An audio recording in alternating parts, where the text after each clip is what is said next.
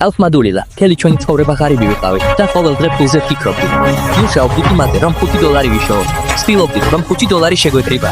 ციფრული ვალუტა ეს ისა, რაც ჩვენ გსმენია. ადრე არ ვიცოდი, რომ ციფრული ვალუტა შეიძლება ყოფილიყო, მაგრამ უკვე ვიცი, რომ ეს არის რაღაც, რაც ჩვენს არის ცხოვრებაში მოხდა. რატომ იწდება საზოგადოებები და თემებს ხანაერად უყურებენ? არავინ გეტყვით, როგორ მოიქცეთ. ხალხი შედის ამ ტერორში, ისე რომ არ ესმით. მიუხედავად ამისა, ხალხი ცდილობს, რომ ახალგაზრდები პროფესიით წარმატებას მიაღწიონ და მილიონერები გახდნენ. ვიცი, რომ ეს თემა გიგია და ბიტკოინი 9 წინათ $9 და ახლა კი $700,000-მდე ავიდა. ნუ მიიჩნევთ მარტივად, რადგან შეიძლება ვინმე გითხრათ, რომ ეს მარტივი საქმეა. ეს საუბრობ ციფრულ ვალუტებზე, რაც საინტერესო თემაა. ვფიქრობ, რომ თუ არ შევდივართ კრიპტოში, შეიძლება განცი დავკარგოთ. ამას ეს არის მილიონერის და გაქრობის რეალობა. ბიტკოინი 9 წინათ $9, ახლა კი $700,000-მდე ავიდა. ამიტომ მინდა ვთქვათ, რომ ეს ყველაფერი არ არის ნაცვლი და ნუ მიიჩნევთ ამას როგორ კიდევ. როგორ ხართ? როგორ მიდის საქმეები? ეს საუბრობ ციფრულ ვალუტებზე და ძალიან საინტერესოა. ვფიქრობ, რომ თუ არ შევდივართ კრიპტოში, შეიძლება შანსი დავკარგოთ. ხალხი უნდა. დღეს ვსაუბრობ ციფრულ ვალუტებზე, საინტერესო თემაა. ხალხი უნდა შევიდეს კრიპტოში, მაგრამ არ უნდა ელოდოს, რომ მილიონერი გახდება. დღეს ნიშნულოვანი დღეა ბიტკოინის სამყაროში. გახსოვთ, რომ ერთმა ადამიანმა $10-ად 3 ბიტკოინი იყიდა? ახლა მათი ღირებულება $700 მილიონი. შენ არასოდეს გახდები მილიონერი, თუ ღარიბი ხარ. მე ვზივარ ლეპტოპთან და ვაკეთებ კრიპტო ტრენდინგს. თუ გსურთ სრულყოფილი ვიდეო ამ თემაზე, როგორ იმუშაოთ სხვადასხვა ტიპებზე, იქნება ეს ტრენდინგი, დროპშიპინგი, უძრავი ქონება თუ სხვა მომწერეთ. ბევრი არ იცის, რომ ეს შესაძლებელია. ახლა ვხედავ, რომ ბევრი კრიპტოშია. მე არ მესმის, ამიტომ მინდა გავიგო, რადგან გრძნობ, რომ უნდა ვიმუშაო კრიპტოში. დღეს აგიხსნით, როგორ დაიწყო. ვხედავ, რომ შენი თვალების წინ ყველაფერი კრიპტოში ხდება. ბევრი მაყურებელი, ვინც ვიცი, არ მესმის, ამიტომ თქვი, რომ მინდა, რომ ეს ყველაფერი კარგად გავიგო, რადგან გრძნობ, რომ უნდა ვიმუშაო კრიპტოში. დღეს მინდა, რომ ყველაფერი დეტალურად აგიხსნათ, როგორ დაიწყო ეს ყველაფერი. ან მართლაც ეს ძალიან მნიშვნელოვანი დღეა ბიტკოინის სამყაროში. გახსოვთ, რომ ერთმა ადამიანმა $10-ად 3 ბიტკოინი იყიდა, რომლის ღირებულება ახლა $700 მილიონია. ეს მოხდა 22 მაისი 2010 წელს და შეცვალა ჩვენი გაგება. 31 ოქტომბერი 2008 წელს გამოქვეყნდა თეთრი ფურცელი, სახელწოდებით Bitcoin appears to be an electronic cash system, დაწერილი სატოშის ნაკამოტოს მიერ. იდეა იყო ელექტრონული ფულის სისტემა, რომელიც დაფუძნებულია მონაწილეებზე. არ არსებობს ინსტიტუტი, რომელიც ელექტრონული ფულის სისტემა დაფუძნებულია მონაწილე ადამიანებზე ინსტიტუტის გარეშე. ეს გავრცელდა Tipple Point საზოგადოებებში. ფულის სისტემა მუშაობდა ბარტერზე, რაც ნიშნავს, რომ მე მჭირდება ცხარი, შენ კი გაქვს ქვილი, მაგრამ ეს სისტემა უნდა შეიცვალოს, რადგან უნდა დაეყრდნოს რაღაცას. $. გახდა ფულადი ერთეული ოქროს სტანდარტზე, რაც ნიშნავს, რომ $. ოქროს ღირებულებას შეესაბამება. მაგრამ 1971 წლიდან ეს სტანდარტი აღარ არსებობს, რაც კრიპტოვალუტების მიზეზი გახდა. თუ ყველა გადაწყვეტს, რომ ქაღალდი არ აქვს ღირებულება, ის აღარ ექნება მნიშვნელობა. გაჩნდა საიფერბანკები. თუ არ გჭირდება კალამი, რომელიც ჩემთან არის, ვერ ვიქნებით ხვარი, რომელიც ჩემთან არის. ეს რთულია. $. არის ფულადი ერთეული, რომელიც დაფუძნებულია ოქროს სტანდარტზე, რაც ნიშნავს, რომ თითოეული $. ოქროს გარკვეულ ღირებულებას შეესაბამება, რომელიც ბანკში არის. რეალურად, შენ შეგიძლია $. გადათვალო ოქროზე. მაგრამ ოქროს სტანდარტი აღარ არსებობს. 1971 წლიდან, როდესაც ამერიკამის სისტემა გააუქმა. ეს ყველაფერი კი ჩვენს ცხოვრებაში მოხდა და გახდა კრიპტოვალუტების დაარსების მიზეზი. თუ ამბობთ, რომ ეს ქაღალდი მხოლოდ ქაღალდის ნაჭერია, მაგრამ მთავრობა განსაზღვრავს მის ღირებულებას, უნდა ვიმუშაოთ, რომ მას ღირებულება ჰქონდეს. თუ ყველა გადაწყვეტს, რომ ქაღალდს არ აქვს ღირებულება, ის აღარ ექნება მნიშვნელობა. გაჩნდა ჯგუფები, რომლებიც კომპიუტერულ მეცნიერებაში არიან ჩაფლული. ისინი არ ენდობოდნენ მთავრობას. სჯეროდათ, რომ ინტერნეტში უნდა არსებობდეს დაშიფრული კომუნიკაციის გზა. 2008 წელს გამოქვეყნდა თეთრი ფურცელი, რაც მიმზიდველი იდეა იყო. ვალუტა. 2009 წლის იანვარში მოხდა პირველი ბიტკოინის ტრანზაქცია. საიფერინგი არის დაშიფრა. ისინი სჯეროდათ, რომ უნდა არსებობდეს კომუნიკაციის გზა ინტერნეტში, რომელსაც ვერავინ შეძლებდა წვდომა. 2008 წელს თეთრი ფურცელი გამოქვეყნდა სატოშის ნაკამოტოს მიერ. ეს გავრცელდა საიფერბანკების ჯგუფებში, რადგან ეს იყო მიმზიდველი იდეა. ვალუტა, რომელსაც მთავრობა არ აკონტროლებს. 2009 წლის იანვარში მოხდა პირველი ბიტკოინის ტრანზაქცია. აქ ვბრუნდებით 2008 წელს, როდესაც ეს თეთრი ფურცელი გამოქვეყნდა სატოშის ნაკამოტოს მიერ. ეს ძალიან გავრცელდა საიფერბანკების ჯგუფებში, რადგან ეს იყო ძალიან მიმზიდველი იდეა. ვალუტა, რომელსაც მთავრობა არ აკონტროლებს. ეს მათთვის ძალიან მიმზიდველი იყო, რადგან ბოლოს და ბოლოს მათ იპოვეს რამე, რაც მათ სარგებლობდა. შემდეგ 2009 წლის იანვარში მოხდა პირველი ბიტკოინის ტრანზაქცია ისტორიაში. არ უნდა დაგვავიწყდეს, რომ ეს ყველაფერი დაიწყო და აქ ცხოვრება რთულია. იმიტომ, რომ როდესაც ეს ქაღალდი გამოჩნდა და ხალხმა დაბეჭდა, ისინი არ სჯეროდათ, რომ ეს რამე შეიძლებოდა ყოფილიყო. და შენ უნდა ნახო, როგორ მუშაობს ეს ყველაფერი, რადგან მე ვნახავ შენს ყველა მოქმედებას. აქ ყველაფერს გავარკვევთ. არ ვიცი, რომ ეს სიტყვა შეიძლება იყოს ისეთი, რომ თქვენ ყველაფერს კარგად ხვდებით, მაგრამ მართლა ვერ ხვდებოდი. კარგი, როგორ მუშაობს ბიტკოინი, ის ყოველთვის ასეა. კარგია, ვამბობ, ეს ცოტა რთულია.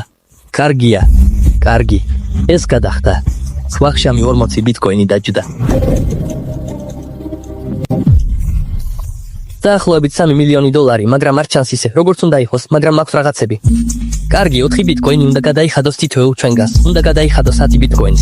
ეს სადა და დაარეგულირა, ეს სადა და დაარეგულირა. ეს მოდის და ცდილობს და ეს ეუბნება, რომ აკრძალულია გადახვენა. არ უნდა განხორციელდეს. რატომ? იმიტომ რომ თითოეულ მათგანს აქვს ეს რეგისტრი. ეს იქნება ბლოკი. ეს იქნება ბლოკი. ეს იქნება ბლოკი. ეს იქნება ბლოკი. ეს იქნება ბლოკი.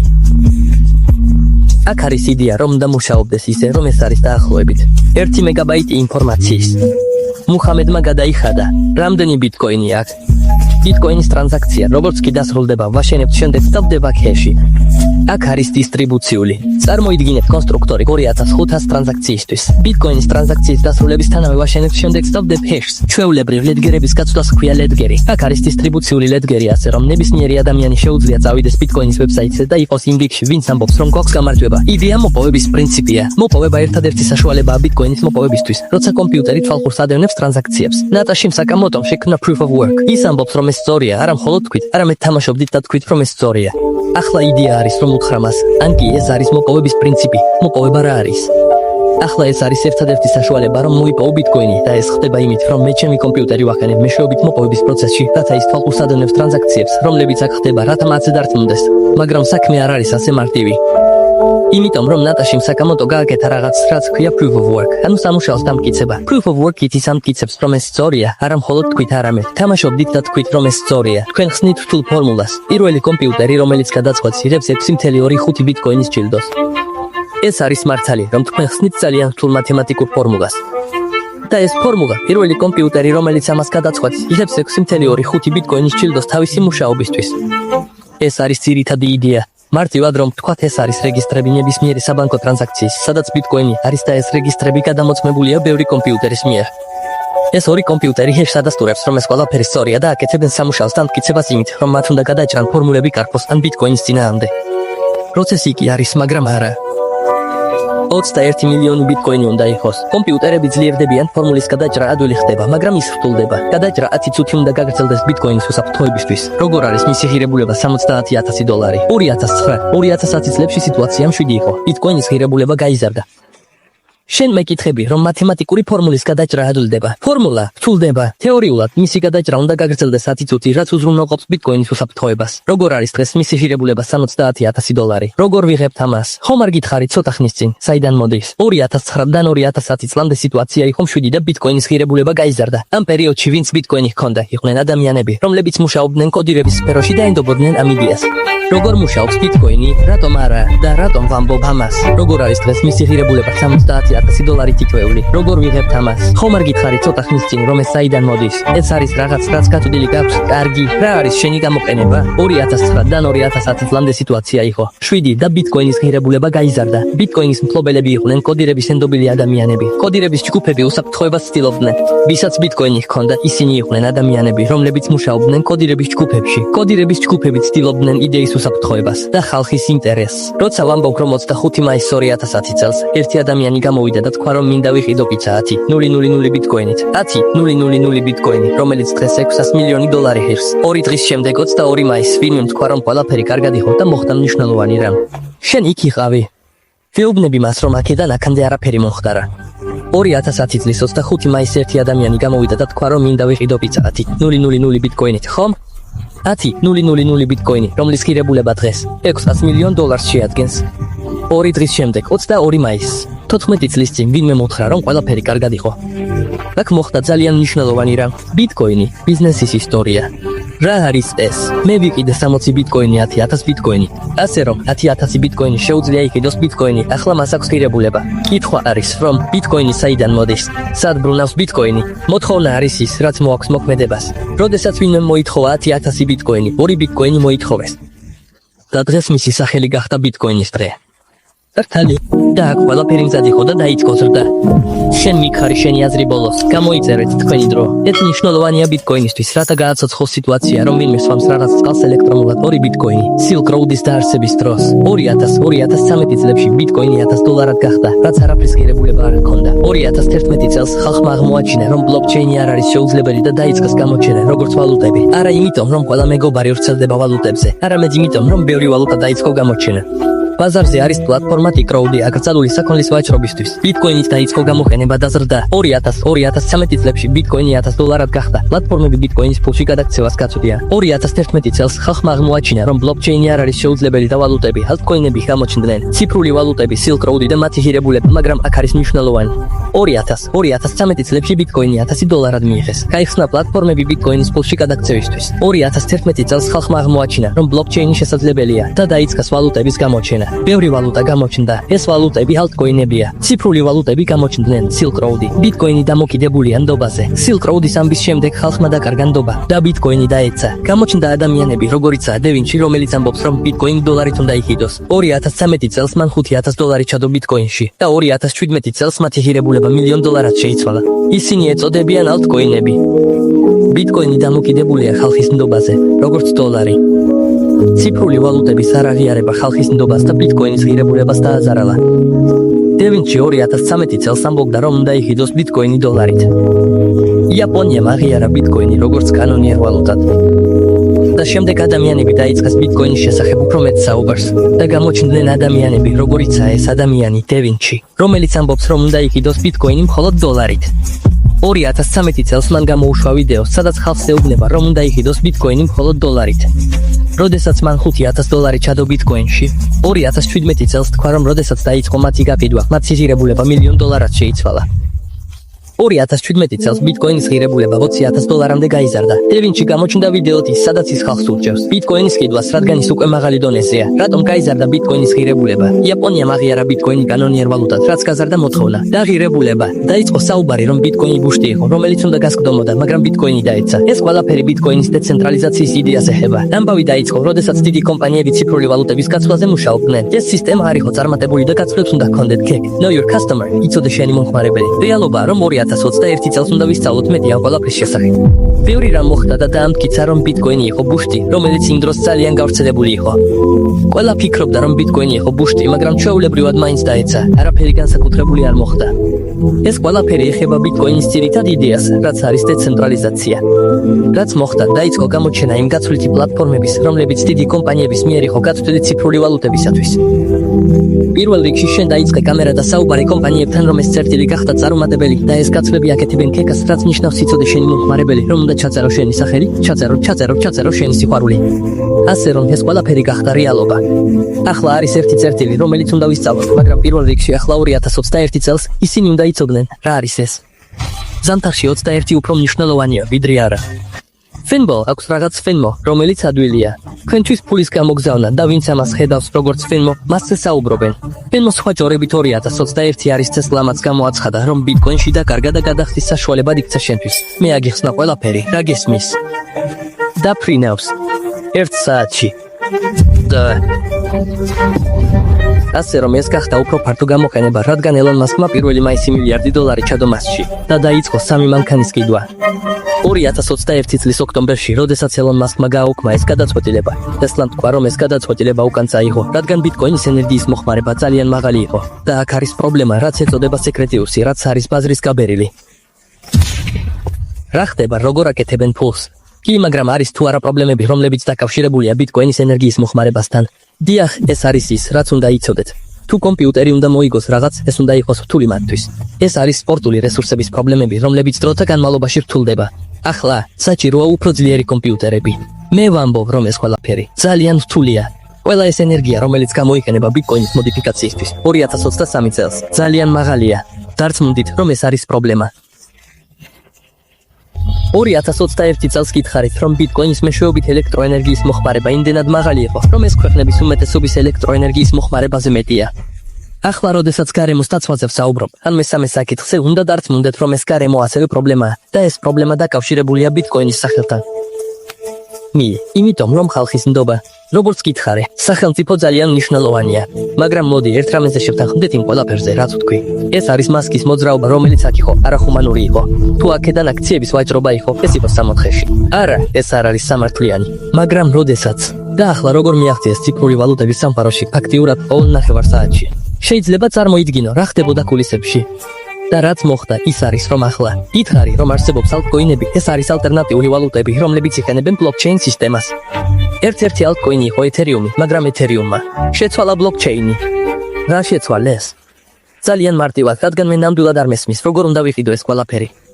ეთერიუმმა 2018 წელს მეტი გამოყენება მოიპოვა, რაც მისი მიზანი იყო. ეთერიუმში სრული პროგრამა შეგიძლიათ მოათავსოთ ბლოკზე ახალი ვალუტა, ტოკენები, შეიძლება შეიქმნას ეთერიუმით. YouTube-ზე 5 წუთში შეგიძლიათ ტოკენები შექმნათ. თუ კომპანიის მფლობელი ვარ, ტოკენს ჩემი კომპანიის სახელით გავაკეთებ ინვესტიციისთვის. ჩვეულებრივი ადამიანი შეიძლება შექმნას ვალუტა, მაგალითად Dogecoin, meme Doge და ვაჭრობა გავლენით.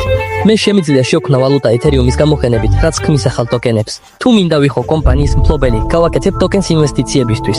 გავლენა არის იარაღი ტოკენისთვის. Dogecoin დაიწყო 0.0034 ღირებულებით. მე იყო, მაგრამ Wade Fabrics-ის მეშვეობით პროექტი ახსნეს. Elon Musk-მა 2021 წლის თებერვალში Tesla-სთან ერთად Bitcoin-ზე საუბრისას ახსნა Dogecoin-ის შესახებ. მინდა ვიყო კომპანიის მფლობელი და გავაკეთო ტოკენი, რომელიც გამოიყენებს კომპანიის ნდობას ინვესტიციებისთვის. ასევე შეიძლება ჩვეულებრივი ადამიანი შექმნას ვალუტა, მაგალითად Dogecoin, meme Doge და ვაჭრობა გავლენის მეშვეობით. ეს ფორმულა მართალია. მინდა მივცე მას ღირებულება, როგორ? სოფლიო გაიგებს რა მჭირდება. გავლენა. Dogecoin დაიწყო აქ. მისი ღირებულება იყო 0.0034 meme, მაგრამ Wade Fabrics-ის.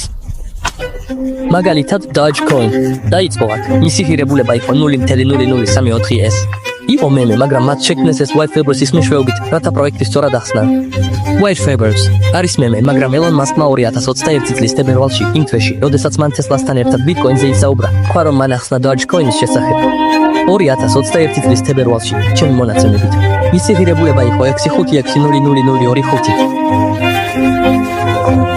რა თქმა უნდა, ის ნახტომი. რაც მოხდა Elon Musk-ის შემდეგ და შეიძლება მან ადრე იყიდა, მაგრამ ის ნახტომი 0.64 იყო. იცით, რა მასშტაბის ინვესტიცია მოხდა აქ. 256 ჯერ გაიზარდა ფული, მაგრამ ვინ? Elon Musk-ი. ასე რომ ხალხი იწყებს ინვესტირებას მასში, რადგან Elon Musk-ი არის იქ, სადაც ფასები იზრდება.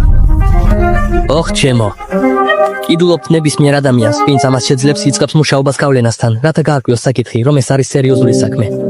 ნებისმიერი ადამიანი, ვინც აკეთებს რამეს, რაც ეხება საჯარო, შეთავაზებას, როდესაც კომპანია გამოდის ხალხზე და შეგიძლიათ შეიძინოთ მისი აქციები ტოკენების მეშვეობით, იგივე იდეა, რაც კოინის.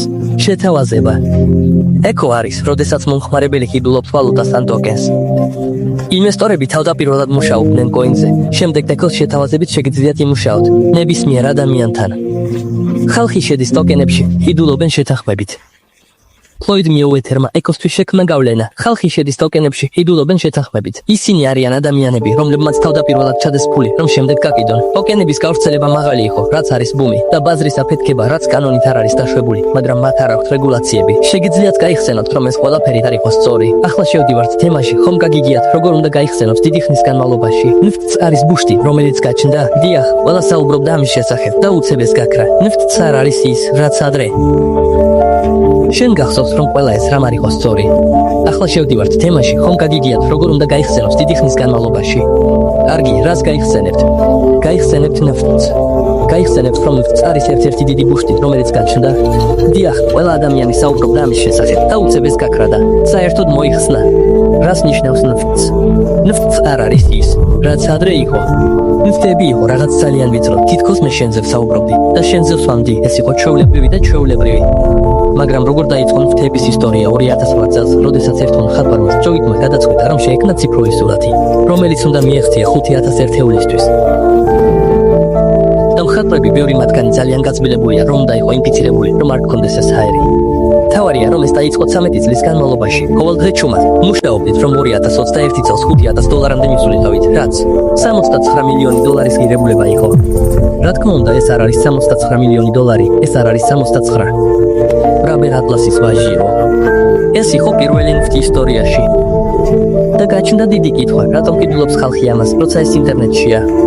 რატომ უნდა იყიდოს ეს? უცნობი პიროვნება სახელად მეტაკოფენი. ჩვენ ვამბობდით, რომ ეს იყო მეტაკოფენი, მაგრამ შემდეგ გაირკვა, რომ ეს იყო ადამიანის სახელად ვიგნის სანდრავენი. ის იყო კომპანიის მფლობელი, სახელად მეტროპოლიზი, რომელიც კრიპტო ინვესტიციებზე მუშაობდა და მას ჰქონდა კავშირი მხატვართან. ამ მხატვარმა ბევრი ნახატი შექმნა და მისი მიზანი იყო, რომ გაეკეთებინა მუზეუმი მეტავერსში, ვირტუალურ სამყაროში, სადაც შეგიძლია შეხვიდე და ნახოს ხელოვნების ნამუშევრები. ასე რომ ტოკენი მოდის იმით, რომ შემფლობ მუზეუმის ნაწილს. Წამოიღეთ ეს არის სახლის ნუსხა, რომელიც გაკეთდა თანდათან, როცა ხალხმა დაიწყო იმის გაგება, ვინ იყიდა ეს სურათი, მათ დაინახეს, რომ ეს იყო ინვესტიციის შესაძლებლობა. დაიწყო სახლის ფასების გაზრდა, სახლის ფასები გაიზარდა, მაგრამ მთელი მსოფლიო გაახილა თვალები იმაზე, რაც ნუსხა ეწოდება. და ნებისმიერი ადამიანი შეუძლია შექმნას სურათების კოლექცია, მაგრამ შენ გაქვს ბევრი რამ, რაც უნდა სცადო, რადგან შენ გაქვს ბევრი რამ, რაც უნდა სცადო, რადგან შენ გაქვს ბევრი რამ, რაც უნდა სცადო, რადგან შენ გაქვს ბევრი რამ, რაც უნდა სცადო, რადგან შენ გაქვს ბევრი რამ, რაც უნდა სცადო, რადგან შენ გაქვს ბევრი რამ, რაც უნდა სცადო, რადგან შენ გაქვს ბევრი რამ, რაც უნდა სცადო, რადგან შენ გაქვს ბევრი რამ, რაც უნდა სცადო, რადგან შენ გაქვს ბევრი რამ. არასოდეს იფიქრო, რომ კრიპტო არ არის მნიშვნელოვანი, ან რომ ვინმე არ უნდა დაინტერესდეს კრიპტოთი. ასევე ყველა ადამიანი სურს, რომ რაღაც ახალი და ჩვენოს უცებ აკეთებ ბუმს. და რომ დაგვეხმართ ნიღე პროექტების შექმნა, ნუხტ პროექტი დავივიწყოთ. აღმოაჩინე, როგორ იციან ცნობილი ადამიანები, როგორიცაა ჯასტინ ბიბერი, რა ხდება. ეს დაკავშირებულია რომ ისიხი და მიზანმიმართულად. მას არ ჰქონდა დრო ფულის გადატანისთვის.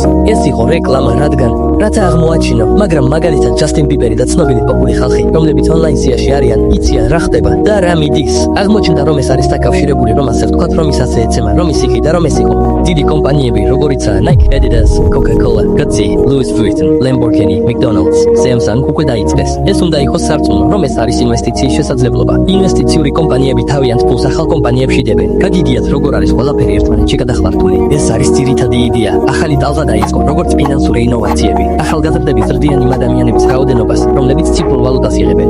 არსებობენ კომპანიები, რომლებიც ან შტილისზე მუშაობენ. ეს უნდა იყოს სარწმუნო ინვესტიციის შესაძლებლობა. ინვესტიციური კომპანიები თავიანთ ფულს ახალ კომპანიებში დებენ. გაგიგიათ, როგორ არის ყველაფერი ერთმანეთში გადახლართული. ეს არის ძირითადი იდეა. ახალი ტალღა დაიწყო, როგორც ფინანსური ინოვაციები. ახალგაზრდები ზრდიან იმ ადამიანების რაოდენობას, რომლებიც ციფრულ ვალუტას იღებენ. და ეს ხდება, რადგან ზოგი ადამიანი ფულს შეულობს, ზოგი კი კარგავს. როგორ არის ყველაფერი გადახლართული? ვიცი, რომ რთულია, ეს იყო იდეა. რაც მოხდა ტალღა, რომელიც დაიწყო როგორც ფინანსური ინოვაციები, მაგრამ ხედავთ, სად იყვნენ ახალგაზრდები. ისინი ზრდიან იმ ადამიანების რაოდენობას, რომლებიც ციფრულ ვალუტას იღებენ, რადგან ზოგი შეულობს, ზოგი კი კარგავს. ეს პონზი სქემის მსგავსი ჰარმონიული მოდელი. დრო როცა მესიჯების და საფოსტო სერვისების დღეები იყო, კუპონები გაგზავნილი იყო მესიჯთან. მე ვგზავნი მესიჯს და დავამატებ კუპონებს. რათა ფასმა რაც უნდა გადაიხადო, ოსტაბარი, ვაკეთებდი გავრცელებულს. შემდეგ შევედი ინვესტირების სფეროში, მაგრამ ეს რთული იყო. პონზი სქემის მსგავსია ჰარმონიული მოდელი, რომლის ძირითადი იდეა არის პონზი სქემის შექმნა. მესიჯების და საფოსტო სერვისების კუპონები გაგზავნილი იყო მესიჯთან ერთად. მე ვგზავნი მესიჯს ჩემს დედას და მეორე მესიჯში ვამატებ კუპონებს, რათა მესიჯის გაგზავნის ფასის შემცირება. შემდეგ შევედი იმ სფეროში, რაც იყო ინვესტირება, მაგრამ რთული იყო. მას ჰქონდა უზარმაზარი რაოდენობა ამ კუპონების. რას აკეთებდა? ის ცდილობდა, რომ ბევრი ადამიანი მოეწოდო ამ იდეით, რომ ეს იყო წარმატებული ინვესტიცია. ის პოულობდა ადამიანებს, რომლებიც იღებდნენ და კიდდნენ ამ კუპონებს, რათა მიეღოთ პროდუქცია და აქ სამი. როგორც გავა. მას ჰქონდა უზარმაზარი რაოდენობა ამ კუპონების. რას აკეთებდა? ის ცდილობდა, რომ ბევრი ადამიანი მოეწოდოს ამ იდეით, რომ ეს იყო წარმატებული ინვესტიცია. მართლაც ის პოულობდა ადამიანებს, რომლებიც იღებდნენ და კიდდნენ ამ კუპონებს, რათა მიეღოთ პროდუქცია, რომელიც უნდა გაეყიდათ. და აქ სამი. მეორე წუთზე გადავიდეთ. და რამდენი წელი უნდა გავიდეს, რომ ეს ყველაფერი მოხდეს? ეს იყო პირველი რამ, რაც მას ჰქონდა. ძირითადად ინვესტორები, რომლებიც თანამშრომლობდნენ ამ კუპონებთან. კარგად ხალხი, ვინც მის ირგვლივ იყო, ფიქრობდა, რომ აქ ფული იყო. ამიტომ მათ მისცეს კარგი ფული. მოიყვანეს ადამიანები, რომ გაკიდონ ეს კუპონები. ეს ადამიანები არ უნდა მოიპარონ კუპონები, რადგან ეს იყო შესაძლებლობა, რომ უფრო მეტი მოეპოვებინათ, თუ ისინი გაკიდნენ. აქ პონზი ფულს იღებს, რას აკეთებს? ცოტა ფულით, რაც აქვს, იწყებს ამ ფულის ნაწილს, რომ დააბრუნოს დანარჩენი ფული, რაც მას აქვს. და ეს იმიტომ, რომ ფული უნდა დააბრუნოს, ამიტომ უნდა დაიწყოს საუბარი, რომ კიდევ ხალხი მოიყვანოს, რომ გაკიდოს ეს ფული, რათა ჩვენი ფული ამ გაკიდვებიდან ამოიღოთ. შემდეგ ეს ყველაფერი იწყება. ეს ყველაფერი ხდება პროცენტების მიხედვით. ეს ყველაფერი გავს პირამიდს, არა. ეს პონზი რაღაცით გავს, რადგან ყოველთვის არის ადამიანი, რომელიც მას გარშემო ჰყავს, რომელიც ფულს იღებს. პონზი ზრდის პირამიდას იმ იდეით, რომ ეს ადამიანები არ არიან პირამიდაში, პირველადი ინვესტორები, რომლებიც პირველად ინვესტირებენ და იღებენ მოგებას. და ეს ადამიანები, რომლებიც აქ არიან, რას აკეთებენ? ისინი, ვინც გამოწვევას იღებს, პოულობენ ახალ ადამიანებს, ან დარჩებიან ფულის დაკარგვაზე. თუ ეს ადამიანი პირამიდიდან გამოვა, ის დაკარგავს ფულს, ამიტომ გადაწყვეტს, რომ გამოვიდეს. იდეა ის არის, რომ ყოველთვის უნდა შევიყვანოთ ახალი ადამიანები, რათა ის იამონონ. ეს ხომ არ გახსენებს, როგორ კიდულობენ კრიპტო საზოგადოებები? როგორ არის ეს ტიპიური? მაგრამ ყველა პატივი და რა იყო? ხალხი როგორ შედიოდა? იმაში, რაც მე დავწერე. რა უშლის ხელს, რომ კრიპტო მთლიანად პონზი სქემა იყოს? არ ვიცი ზუსტად, მაგრამ როგორც გითხარით, კრიპტო შეხვედრები ძალიან ბევრია, რომლებიც მსგავს თვისებებს ატარებენ, როგორც ბონზის შეხვედრები. რა ხდება ბონზის შეხვედრებში? პირველ რიგში ისინი ყოველთვის ძალიან პოზიტიურ განწყობაზე არიან. მე არ მინდა რომ ამ ისტორიაში შევიდე, მაგრამ როგორ უნდა დაარწმუნო? მინდა რომ შენ ფული მოიგო. თქვენ უნდა იყოთ ძლიერი, უბრალოდ უნდა იყოთ ძლიერი, უბრალოდ უნდა იყოთ ძლიერი, უბრალოდ უნდა იყოთ ძლიერი, უბრალოდ უნდა იყოთ ძლიერი, უბრალოდ უნდა იყოთ ძლიერი, უბრალოდ უნდა იყოთ ძლიერი, უბრალოდ უნდა იყოთ ძლიერი. წმინდა და დაადგინეს რომ მხოლოდ 21.000 ერთეული იქნება. რატომ? იმიტომ რომ დროთა განმავლობაში ეს გახდა ინფლაციური ვალუტა. ეს არის ინფლაცია და დეფლაცია. $5 კიდვა ნიშნავს რომ ახლა დოლარი იყიდება, მაგრამ შეიძლება წლის შემდეგ იყიდოს ბიტკოინი. დოლარის მნიშვნელობა რა არის? ხალხი უნდა გაიგოს რომ დოლარი უნდა იყოს გამოყენებული. ამიტომ ხალხი უნდა დაიწყოს მუშაობა. ბიტკოინი არ არის მხოლოდ ვალუტა, არამედ უნდა წაახალისოს ხალხი. ბიტკოინი და კრიპტოვალუტები ერთ ტიპზე არიან. ვალუტა აღარ არის ვალუტა, არამედ ინვესტიცია. ეს არის ცენტრალიზებული. ბიტკოინი დაარღვია ყველაფერი, რაც აქამდე გაკეთდა, რადგან ახლა ბიტკოინი გახდა ცენტრალური ადგილი, სადაც ადამიანები ინვესტირებენ. თუ 200 ადამიანი ფლობს 1000 ბიტკოინს, ეს ნიშნავს რომ მათ აქვს $70 მილიონი ბიტკოინში. ბიტკოინი ხალხს ვენკრეჯებს რომ შეინახონ. საჭიროა ბიტკოინის რაოდენობა შეზღუდული იყოს, რადგან ის აღარ გამოიყენება როგორც ვალუტა. იდეა არის, რომ ეს არის ტკბილი და ყიდულობენ მას, რათა შეინახოს და გაკიდოს. კრიპტო ყველაფერი ერთ ტიპზეა. ვალუტა აღარ არის ვალუტა, არამედ ინვესტიცია, ცენტრალიზებული. ყველა ვებსაიტი, რომელიც ბიტკოინზე მუშაობს, არის ბანკი. ბიტკოინი გახდა ცენტრალური ადგილი, სადაც ადამიანები ინვესტირებენ. თუ 200 ადამიანი ფლობს 1000 ბიტკოინს, მათ აქვს $70 მილიონი ბიტკოინში. 2 იყო ეს 7, რაც ცენტრალიზებული არ იყო. ყველა პლატფორმა, რაც არსებობს, ახლა ბიტკოინში შედის. ყველა გაცვლის ვებსაიტი მუშაობს, როგორც ბანკის, შენ კი არაფერი გააკეთე აქ. ასე რომ ბიტკოინი დაარღვია ყველაფერი, რაც აქამდე გაკეთდა, რადგან ახლა ბიტკოინი გახდა ცენტრალური ადგილი. და თუ 200 ადამიანი ფლობს 1000 ბიტკოინს, ეს ნიშნავს, რომ მათ აქვს $70 მილიონი ბიტკოინში. ბიტკოინის ზეწოლას ახდენს ვალუტაზე და ყველა სხვა ვალუტაზე, რაც არსებობს. ან ბევრი ვალუტა, ეს არის საშუალება, რომ ისინი აკეთებენ თავლითობას და ანგრევენ ამბუშს. ადამიანები ფულს შოულობდნენ, ხალხი მოდიოდა და ფულს ტოვებდა. ისინი ქმნიდნენ Discord servers და გეუბნებიან, რომ ეს ვალუტა ფულს გამოიმუშავებს. ისინი გეუბნებიან, რომ ჩვენ ვართ ის, ვინც ამას აკეთებს. ვინც ეს სერვერი შექმნა ადრე. შემოვიდნენ და იყიდეს აქ და ამბობენ, რომ ხალხი უნდა გაკიდოს. ეს თაღლითობაა.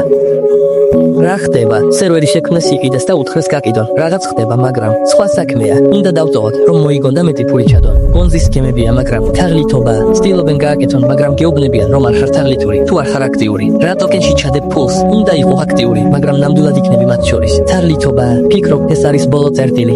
მე ვიყავი იმ სქემების მოყვარული, რომელსაც ქამალი აკეთებდა, მაგრამ ბოლო წერტილი არის ის, რომ ეს ყველაფერი თაღლითობაა. მაგრამ ისინი გეუბნებიან, რომ შენ არ ხარ შენს ფულს, თუ თქვენ არ ხართ აქციონერი, მაშინ თქვენ დებთ თქვენს ფულს. რაში დებთ ფულს ადამიანები, რომლებმაც მიიღეს გადაწყვეტილებები, მაგრამ თქვენ ნამდვილად იქნებით ერთ-ერთი მათგანი. დაადგინეთ, რომ ყველაფერი, რაც თქვენ აღვთეთ, არის თაღლითობა. მე ვხედავ რაღაც ბოლო პუნქტს, რაც მას ქმნის. თუ ახალი ადამიანები შემოიყვანს, მაშინ შენ უფრო მეტ ფულს შოულობ, ვიდრე ამ პროდუქტის გაკიდვით. და იმ ადამიანების პროცენტი, რომლებიც ცდილობენ ახალი ხალხის შემოყვანას, უფრო მაღალია, ვიდრე იმ ადამიანების პროცენტი, რომლებიც ცდილობენ პროდუქტის გაკიდვას, რადგან პროდუქტი ჩვეულებრივ არ აქვს ღირებულება. ასე რომ, აქედან გამომდინარე, უნდა გამოიდო ქსელი. შენ უკვე ნახე ვიდეო, რომელსაც ჩვენ გაწვით სანახავად.